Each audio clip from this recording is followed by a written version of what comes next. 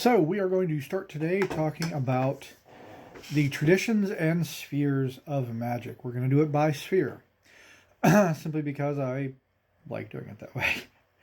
The first sphere you run into is called correspondence. Correspondence is space magic, spatial magic.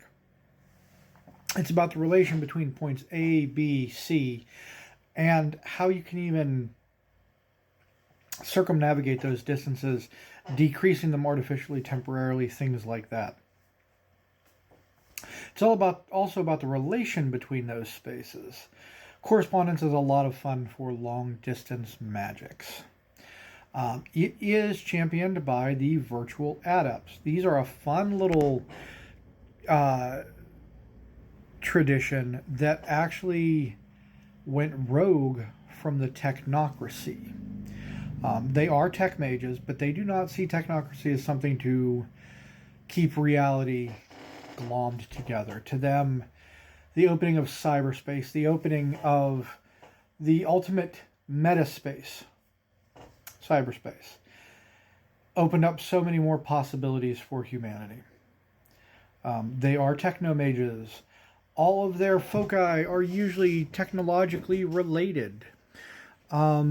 For instance, using mind magic could take the part of VR goggles, things like that. It is a fun little convention to play. You are the ultimate hacker when you play the stereotype. It is all about the data sphere and about how you can get in, control it, control the narrative, try to wrest it away from the technocracy. Virtual adepts can be very enjoyable to play if your storyteller enjoys, well, techno magic. Perhaps you've learned how to add a little circuitry to yourself, increase your reaction speed. That would be life magic through the paradigm of a virtual adept. Their paradigms tend to structure around using the virtual to enhance the physical. There's virtual space and what they often call meat space. This is meat space.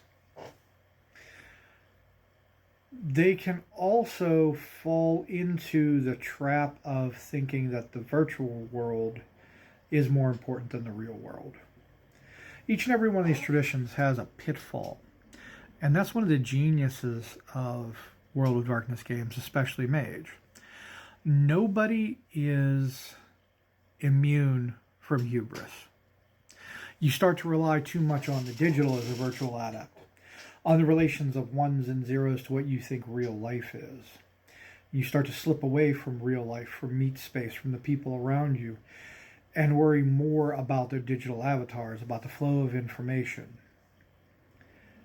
You lose the plot. Because when it comes down to it, the Ascension War is about people, not just information. And people are far more than just information. The virtual adepts can be a lot of fun to play in a game where, how do I want to say this? Where your group is a lot more subtlety based. And I don't just mean that in the normal way of subtlety and coincidence versus vulgarity. I mean, they're more interested in gathering information and finding dirt out, in digging deep into someone's past to find something they can uncover. They're also very good at research, finding things that were meant to be hidden in the data sphere. They are a lot of fun to play when you have interactions with technomancers. They see the technomancy's stranglehold on information as a crime against humanity, against what humanity could be, all in the name of safety. The virtual adepts say, forget that, throw off the training wheels, let's either learn how to ride the bike or skin the hell out of our knees. I think a lot of people could have fun with virtual adepts, especially if you enjoy a pseudo matrix style of play. What if you were like Neo, not just within the matrix, within the digital web, but outside of it, as you learn to apply your abilities outside of just the data sphere? What if you began to realize that the lines between man and machine can blur in very positive ways? Very negative ones also, but very positive ones. It's an interesting convention.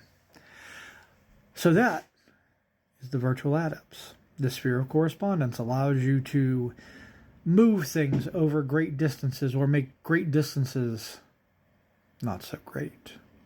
There's a fun power they get when they get high enough in the sphere of correspondence, called co-location, where they actually exist in two places at one time.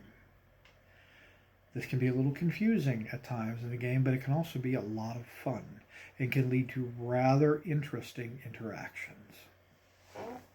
So, when it comes time to play a tradition mage, will you choose the virtual adepts?